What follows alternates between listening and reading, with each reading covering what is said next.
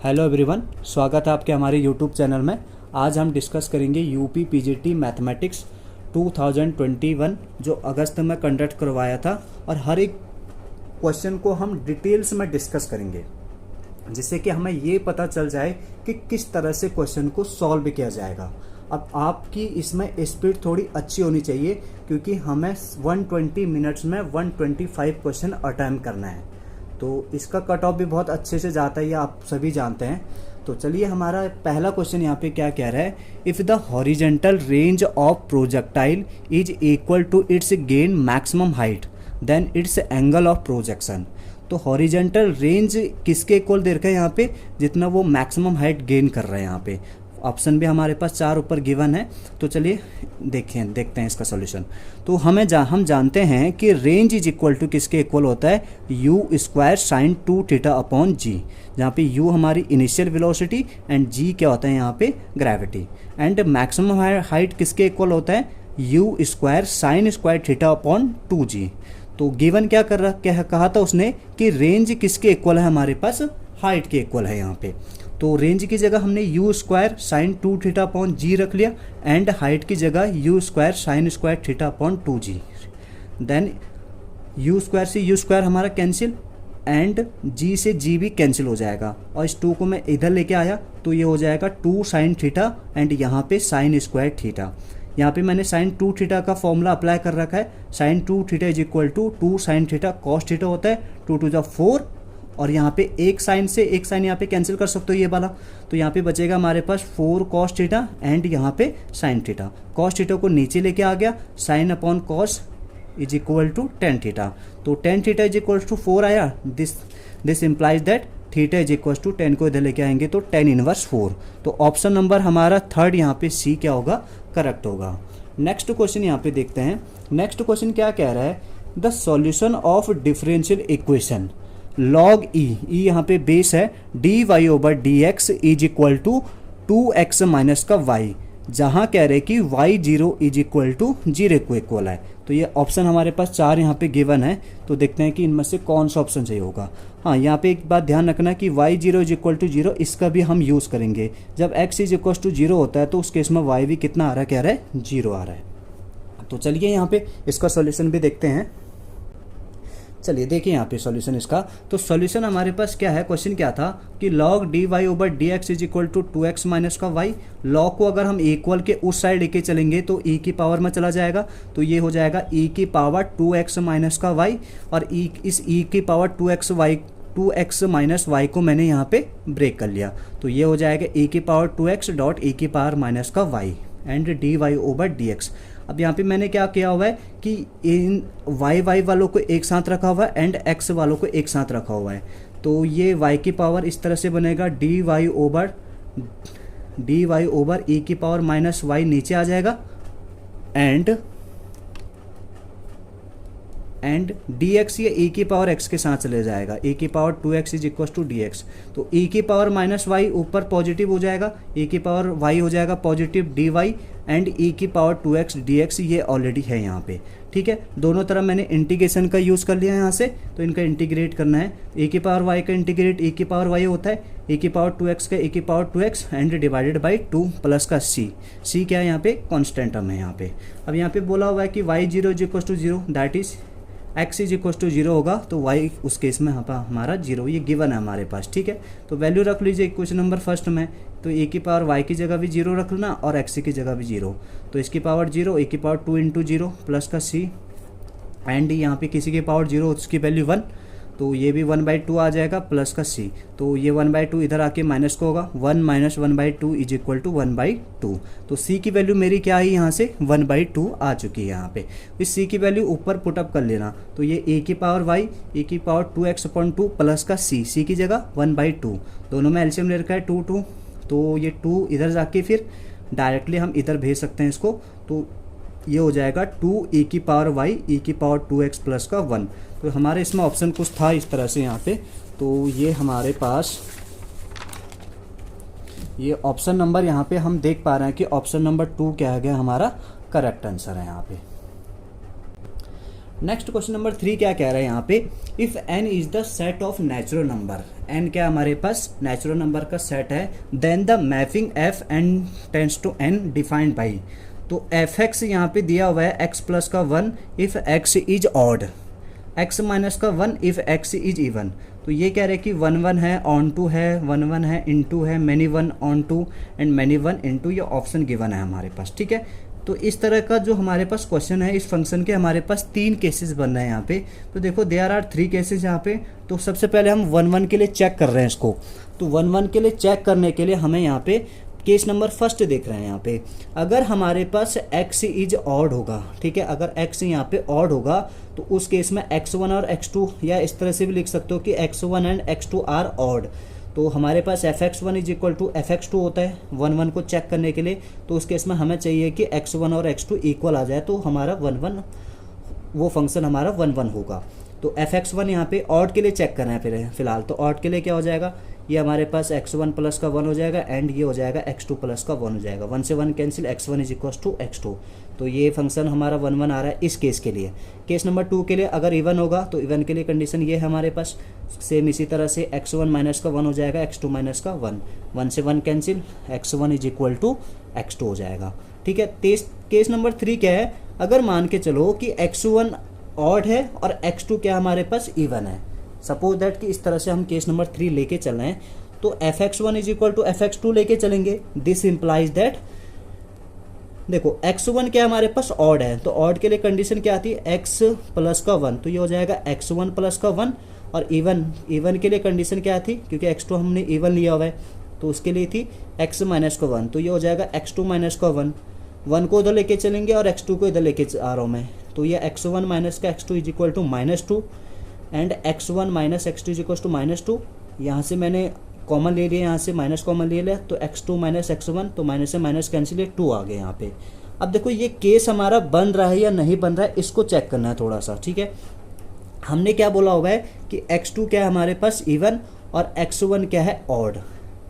कभी भी इवन और ऑड का हम डिफरेंस देखते हैं तो एक इवन नंबर कभी भी नहीं मिलेगा हमें, बट यहाँ पे हमारा 2 क्या है, एक इवन नंबर है।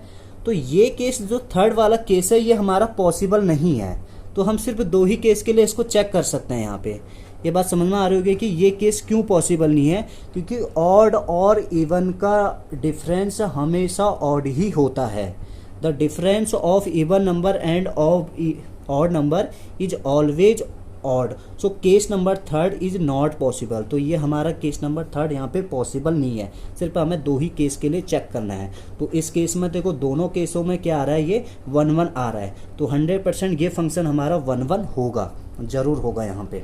ठीक है, नेक्स्ट देखो यहाँ पे ऑन टू के लिए एक बार ऑन टू चेक कर लेते हैं यहाँ पे। ठीक है, तो सपोज दैट कि हमारे पास f x is equal to x plus का 1 है, तो इस एफ एक्स को मैंने वाई ले लिया एक्स प्लस का 1। ठीक है, अब यहाँ पे हम लेके चल रहे हैं, और सेकंड क्या है, F x is equal to X minus 1 if X is even. अगर एक्स ऑड होता है तो उसके लिए फंक्शन ऊपर गिवन है, एंड ये इवन होता है तो उसके लिए ऊपर फंक्शन गिवन है यहाँ पे। ठीक है, तो देखिए यहाँ पे अगर हमारे पास x ऑड होगा then y is equal to even.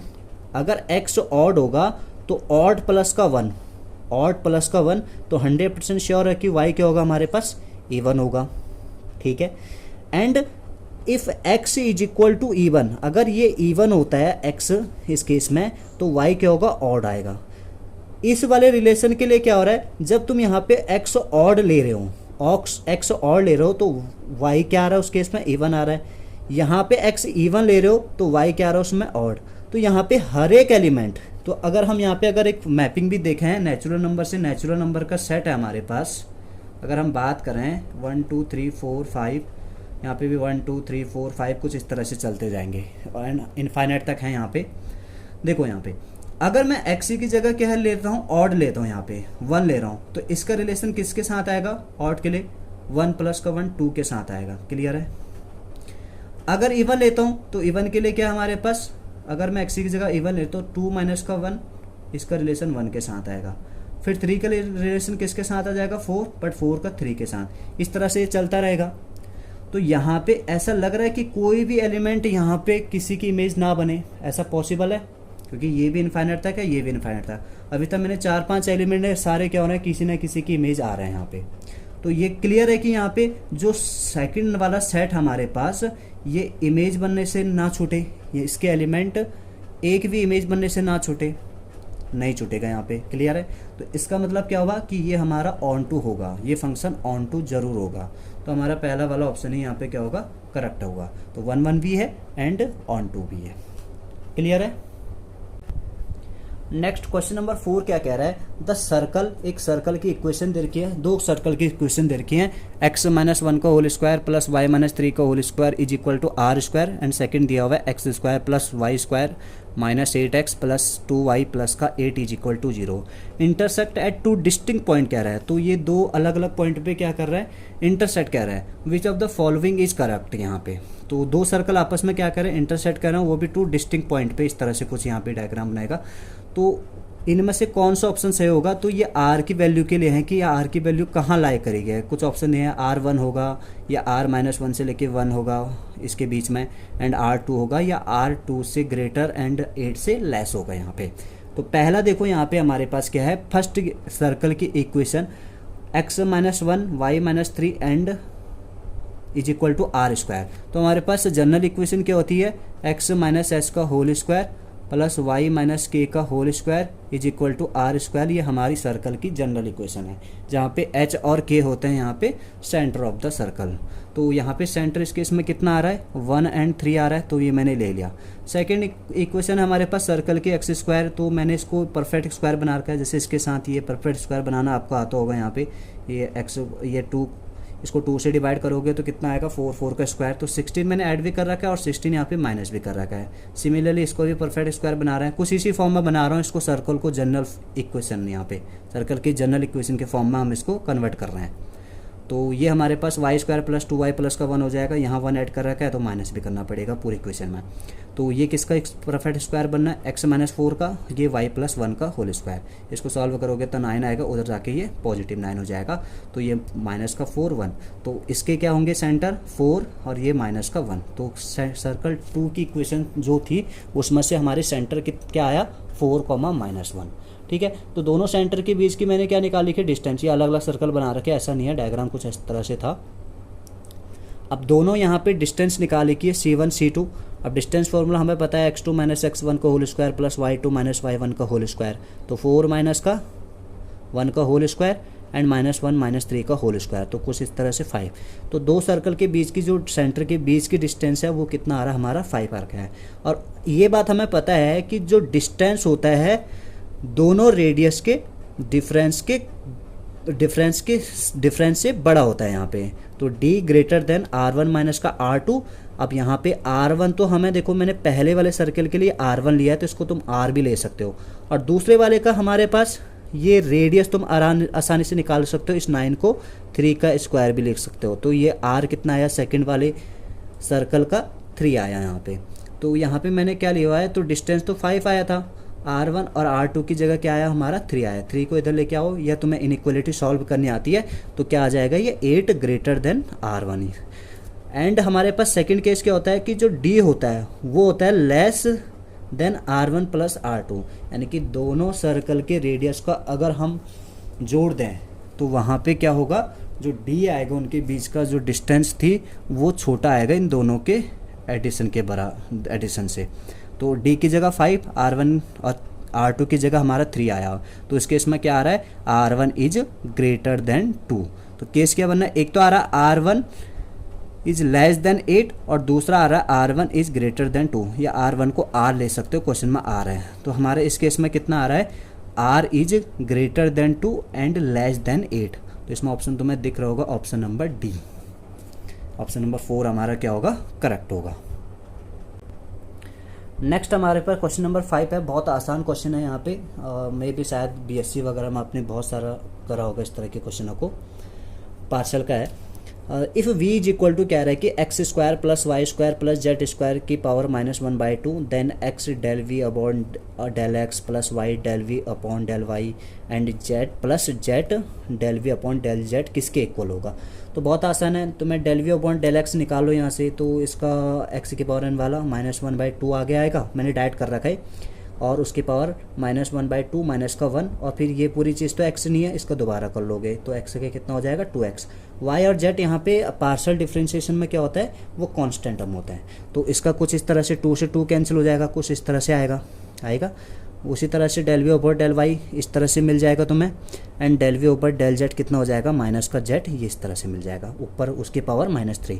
अब तुमने क्या करना है, इस del V open del X को एक्स से मल्टीप्लाई करना है, तो ये एक्स ऑलरेडी था, X into X X square, यहाँ वाई वाले को करोगे तो वाई स्क्वायर जेड स्क्वायर, सब में ये चीज़ कॉमन है तो मैंने ये चीज़ क्या ले रखी है, सब में कॉमन, और यहाँ क्या आएगा X square plus Y square plus Z square, same चीज़ें बन रही है दोनों, इसकी पावर 1 है, दोनों की पावर को ऐड कर लोगे तो कितना आ जाएगा -1/2, और -1/2 इक्वेशन में क्या आता है, इसी की वैल्यू कितनी थी, v थी, आगे से माइनस चल रहा है तो ये भी हो जाएगा माइनस हुए, तो ऑप्शन नंबर सेकंड हम थर्ड यहाँ पे हमारा करेक्ट आंसर हो जाएगा। क्लियर है, बहुत आसान क्वेश्चन है। नेक्स्ट क्वेश्चन नंबर हमारे पास 6 कह रहा है, let G be a group of order 30 and let A and B normal subgroup of order 2 and 5 respectively, then order of G upon A B का order क्या होगा कह रहे हैं यहाँ पे। ठीक है, तो बहुत आसान क्वेश्चन है ये भी। If G is a finite group and H is a normal subgroup, तो ये हम जानते हैं कि order of G upon H क्या होता है, order of G upon order of H. H की जगह यहाँ पे प्रोडक्ट ऑफ 2 सब ग्रुप दिया हुआ है, नॉर्मल सब ग्रुप। ठीक है, तो उसके लिए भी हमें एक फॉर्मूला पता है कि ऑर्डर ऑफ ए बी किसके इक्वल होता है, order of A dot order of A B upon order of A intersection B. अब यहाँ पे क्वेश्चन में एक चीज़ ध्यान रखना है कि इस क्वेश्चन में हमें ये नहीं दिया हुआ है कि इनमें कितने एलिमेंट कॉमन हैं, जो 2 हमारे पास नॉर्मल सब ग्रुप हैं इसमें कितने एलिमेंट हैं, तो ये कॉमन ना देने का मतलब यहाँ पे मैंने 1 ले रखा है इसका ऑर्डर। ठीक है, बाकी ऑर्डर ऑफ ए और ऑर्डर ऑफ बी का तो मैं वैल्यू दी हुई है, तो टोटल इसका ऑर्डर कितना आ जाएगा 10 आ जाएगा यहाँ पे। इस फॉर्मूले में अप्लाई कर लो, यहाँ पे ये क्या हो जाएगा, order of G upon order of A B, G का ऑर्डर 30 और इसका कितना दिया हुआ है 10 दिया, तो इसका ऑर्डर कितना हो जाएगा 3 हो जाएगा, ऑप्शन नंबर सेकंड इसका करेक्ट। नेक्स्ट क्वेश्चन है हमारे पास क्वेश्चन नंबर 7, क्या कह रहा है, if x is equal to log sec theta plus का tan theta, then cos hyperbolic x is equal to, तो cos हाइपरबोलिक x किसके इक्वल होगा, हम जानते हैं कि cos हाइपरबोलिक x किसके इक्वल होता है, e की पावर x प्लस e की पावर -x अपॉन 2। हमें क्वेश्चन में गिवन था कि x log sec theta plus का tan थीटा, log को इस साइड लेके आएंगे तो e की power x sec theta plus का tan थीटा। मुझे e की पावर x की वैल्यू तो मिल गई, मुझे e की पावर -x की वैल्यू चाहिए। अब उसके लिए भी हम देखो कुछ लेके आएंगे यहाँ पे, ये हम जानते हैं कि 1 plus tan square theta is equal to sec square theta, तो sec square theta minus tan square theta is equal to 1 हो जाएगा। ठीक है, इसमें a स्क्वायर मैंने b स्क्वायर का फॉर्मूला यूज कर रखा है, तो a प्लस B and a minus B, sec theta plus tan theta, sec theta minus का tan theta is equal to 1 हो जाएगा यहाँ पे। ठीक है, तो sec theta plus tan theta की वैल्यू हमें यहाँ से क्वेश्चन नंबर 2 में देख लीजिए, इक्वेशन नंबर 2 में, तो इसकी वैल्यू क्या है, e की पावर x है, तो इसकी जगह e की पावर x और ये sec theta minus tan theta, e की पावर x नीचे डिवाइड में आ जाएगा, तो यहाँ sec theta minus tan theta 1 upon e की पावर x, ऊपर आके e की पावर -x, मुझे e की पावर x की वैल्यू भी मिल गई एंड e की पावर -x की वैल्यू भी मिल गई। इस इक्वेशन में पुट अप कर दो, तो cos hyperbolic x is equal to e की पावर x की वैल्यू sec थीटा प्लस का tan थीटा एंड e की पावर -x की value sec theta minus tan theta, तो 10 से 10 कैंसिल हो गया, 2 sec थीटा, तो 2 से 2 भी कैंसिल, cos हाइपरबोलिक x किसके इक्वल होता है, sec थीटा के। ऑप्शन नंबर डी हमारा करेक्ट हो जाएगा। आई होप क्लियर हो। देखो ये क्वेश्चन थोड़ा आसानी से करने की कोशिश है बस आपके लिए। नेक्स्ट क्वेश्चन नंबर 8 हमारे पास क्या कह रहा है कि a particle moves along a curve with parametric equation x is equal to t cube minus 2, y is equal to t square plus t and z is equal to 2t plus का 1, then component of its acceleration at x is equal to 1 in the direction of i minus j plus का k। तो यहाँ पे acceleration का component क्या होगा, यहाँ पे शायद सॉरी यहाँ पे ऑप्शन लिखना भूल गया, बट इसका आंसर आप देख लीजिए कि किस तरह से हम सॉल्व कर सकते हैं। ठीक है, तो सबसे पहले हम एक वेक्टर लेके चलेंगे, यहाँ पे एक ये वेक्टर हमने इसके अकॉर्डिंग आर वेक्टर लिया हुआ है, तो इसको हमने जो इक्वेशन दिए थे यहाँ पे, तो उसके अकॉर्डिंग हमने एक वेक्टर कंसिडर कर लिया इस तरह से। यहाँ पे वेक्टर इस तरह से कंसिडर किया जाता है, तो इस तरह से हमारे पास लिख सकते हैं एक्स आई प्लस का वाई जे प्लस जेड के, यहाँ पे इस तरह से लिखा हुआ है। एक्स की वैल्यू ऊपर से पुटअप कर लेना। वेक्टर वेलोसिटी, वेलोसिटी हम कैसे निकालते हैं, इसी वेक्टर को हम क्या कर लेते हैं, टी के रिस्पेक्ट में डिफ्रेंशिएट कर लेते हैं, तो ये रिजल्ट मिलेगा। और टी किस पे कह रहा है कि टी इज इक्वल टू 1 पे, तो टी की जगह 1 रखना, तो एक तुम्हें यहाँ पे वेलोसिटी वेक्टर मिल जाएगी, यहाँ पे वेक्टर वेलोसिटी मिल जाएगी। ठीक है, अब एक्सेलरेशन क्या होता है, यहाँ पे एक्सेलरेशन इस वेलोसिटी को डिफ्रेंशिएट कर लीजिए। और तो इसी को हमने क्या कर रखा है, यहाँ पे डिफ्रेंशिएट कर रखा है 60 माइनस का आई प्लस 2j, ये तो जीरो हो जाएगा यहाँ पे। ठीक है, कुछ चीज़ है नहीं, तो यहाँ से एक्सेलरेशन भी मिल जाएगा एक t इज इक्वल टू 1 पे, तो एक्सेलरेशन भी आ जाएगा हमारे पास, एक वेक्टर आ जाएगा एक्सेलरेशन वेक्टर। अब इसी एक्सेलरेशन, अब यहाँ से मैंने क्या करा है, यहाँ पे एक यूनिट वेक्टर निकाला हुआ है, जो डायरेक्शन तुम्हें गिवन था इसका यूनिट वेक्टर निकाल लीजिए। तो r अपॉन मॉड r इसका होता है फॉर्मूला, तो ये हमारे पास यूनिट वेक्टर आ चुकी है। ठीक है, हमें ये तो निकालने की ज़रूरत नहीं है, वैसे ये निकालना है क्योंकि उसने कंपोनेंट ऑफ एक्सेलरेशन पूछा हुआ है। तो a की जगह आप रख लीजिए, यहाँ पे a की वैल्यू 6i प्लस का 2j है, एंड यूनिट वेक्टर यहाँ पे हमारे पास, इसको यूनिट वेक्टर को a ले लीजिए r की जगह। ठीक है, तो यहाँ पे हमारे पास यूनिट वेक्टर i माइनस 2 है, तो यहाँ पे डॉट प्रोडक्ट 6i माइनस का 2j, के साथ है नहीं तो जीरो हो जाएगा, अपॉन √3, 6 माइनस 2 4 अपॉन √3। तो यहाँ पे कुछ ऑप्शन थे, यहाँ पे देख लेना, ये इस क्वेश्चन का ऑप्शन मैंने लिखे नहीं है। आई होप कि ये क्लियर हो। क्वेश्चन नंबर 9, क्वेश्चन नंबर 9 क्या कह रहे हैं यहाँ पे, x square plus x plus 1 is equal to 0, then the equation whose roots are alpha की पावर 7 एंड बीटा की पावर 4 इज। तो अल्फा की पावर 7 एंड बीटा की पावर 4 के लिए यहाँ पे कौन सी इक्वेशन है, तो 4 ऑप्शन दिए हुए हैं, ऑप्शन नंबर डी इसका करेक्ट है। देखो इसका सॉल्यूशन देखते हैं, तो सॉल्यूशन देखते हैं कि हम इसको किस तरह से सॉल्व कर सकते हैं। हमें गिवन इक्वेशन है x square plus x plus 1, let इस इक्वेशन के जो रूट हैं वो अल्फा और बीटा लेके चल रहे हैं हम यहाँ पे। ठीक है, एक यहाँ पे हमें पता है कि क्यूब रूट ऑफ यूनिटी क्या होता है, यहाँ पे 1 ओमेगा ओमेगा स्क्वायर 1 के यहाँ पे, तो हम मान के चलना है कि यहाँ पे let alpha is equals to omega के बराबर है and beta is equals to omega square के बराबर है। यहाँ पे एक क्यूब रूट को है ना, तो 2 ही लेके चलना है।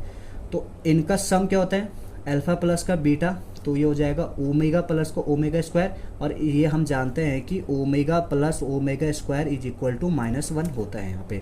And alpha beta omega into omega square, तो ओमेगा क्यूब आएगा, और ओमेगा क्यूब की वैल्यू कितनी होती है, 1 होता है। क्या बोला था उसने, अल्फा की पावर 7 प्लस बीटा की पावर 7 के अगर उनके रूट अगर ये हैं तो उसके लिए इक्वेशन क्या होगी, तो हमें एक फॉर्मूला पता है ना, तो अगर sum of root and product of root अगर गिवन हो तो उसके लिए फॉर्मूला हमारे पास ये होता है x square minus sum of root x plus product of root. तो मैं इसी के लिए ये सम ऑफ रूट निकाल रहा हूँ इसका।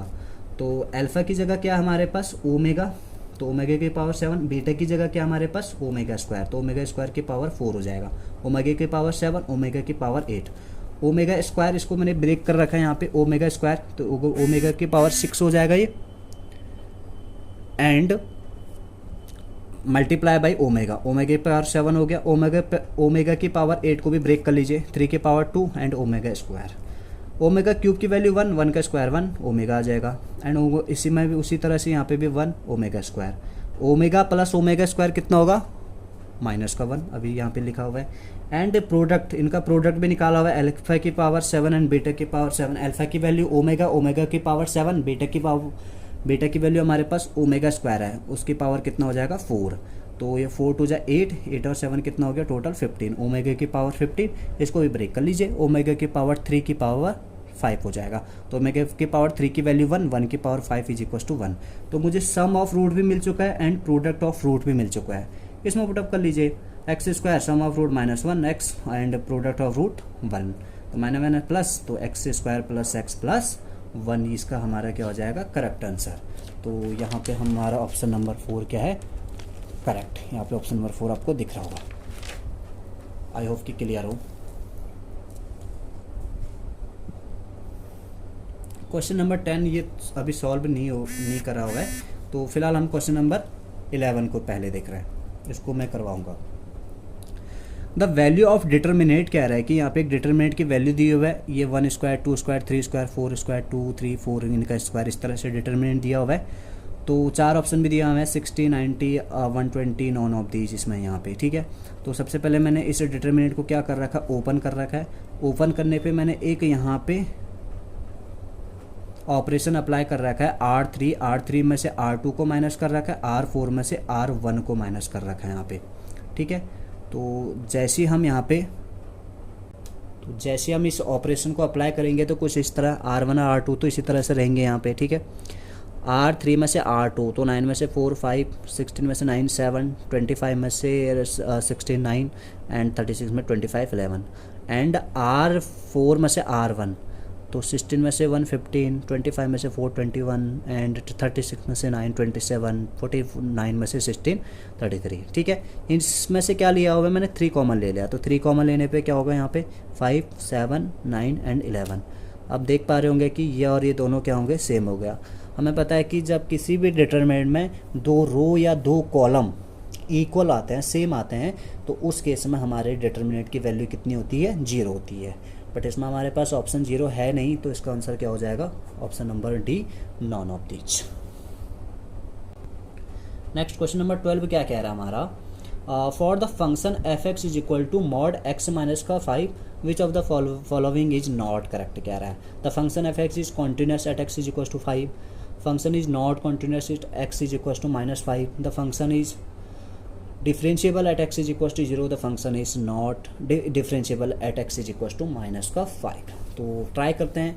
हमें पता है कि मॉड एक्स का जो फंक्शन होता है F x is equal to x, positive x कब होता है, जब x greater than is equal to 0, negative x कब होता है, जब एक्स लेस देन 0 होता है यहाँ पे। तो ये मॉड एक्स उसमें मैंने कन्वर्ट कर लिया इसी चीज़ को, ठीक है। तो पहले मैं इसकी कंटिन्यूटी चेक कर रहा हूँ, 5 पे चेक कर रहा हूँ, पहला वाला ऑप्शन यहाँ पे।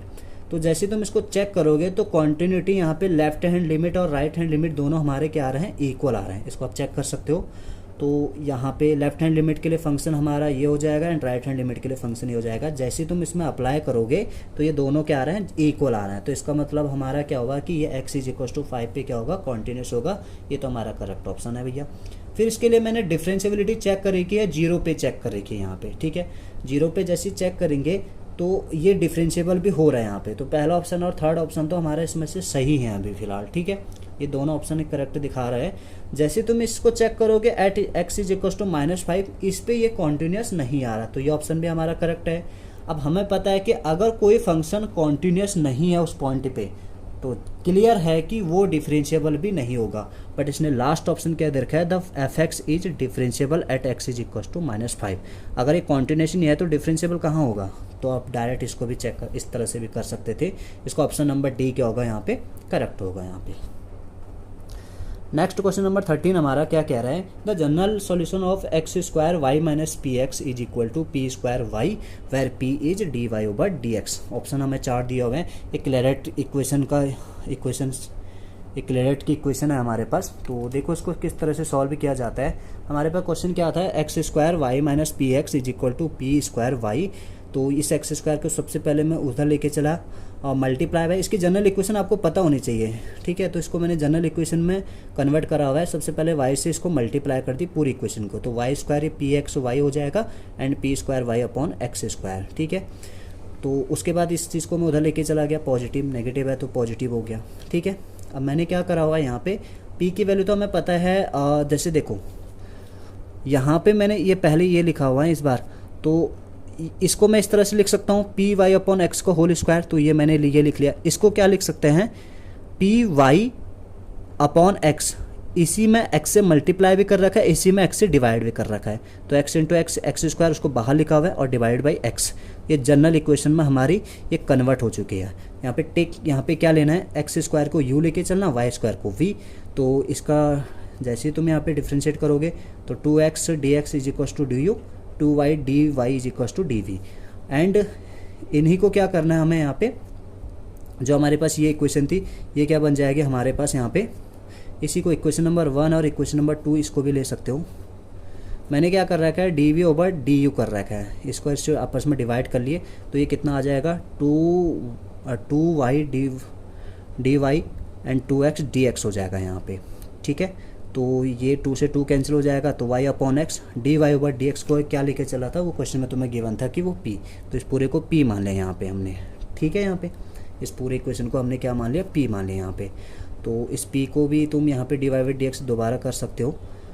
तो इसी को यहाँ पे एक्स एक्स वाले को एक साथ रख लेना एंड वाई वाई वाले को एक साथ हम यहाँ पे कन्वर्ट कर सकते हैं। हाँ, इन पूरी इक्वेशन को मैंने क्या मान लिया, कैपिटल पी कंसिडर कर लिया यहाँ पे। अब यहाँ पे देखो d v over d u is equal to capital P आया, तो ये यू को उस साइड लेके चले गए पी के साथ, तो d v is equal to P d u, integrate करेंगे दोनों साइड, डी वी का वी हो जाएगा और यहाँ पे यू का डी यू का हमारे पास यू हो जाएगा, और एक की पी कैपिटल, एक कांस्टेंट हम यहाँ पे हम जोड़ेंगे यहाँ पे, जिसको मैंने नाम दिया हुआ पी स्क्वायर। यहाँ पे क्या करना है, पी की जगह सी रख लेना है यहाँ पे। वी तो हमें पता है कि वी क्या था हमारे पास, वाई स्क्वायर, और यू क्या था एक्स स्क्वायर, तो y square is equal to C, P की जगह सी लिया हुआ है, एक्स स्क्वायर प्लस का सी स्क्वायर। तो हमारा कुछ ना कुछ ऑप्शन यहाँ पे बन रहा होगा, तो ये ऑप्शन नंबर हमारा क्या है, 4th ऑप्शन इसमें करेक्ट ऑप्शन है। तो ये क्वेश्चन नंबर 13 तक हमने इस पार्ट में करे हुए हैं। नेक्स्ट पार्ट यहाँ पे जल्द ही अपलोड करूँगा। Thank you. अगर वीडियो पसंद आई हुई, अगर आपको इसमें कुछ हेल्प मिल रही हो तो प्लीज़ सब्सक्राइब, लाइक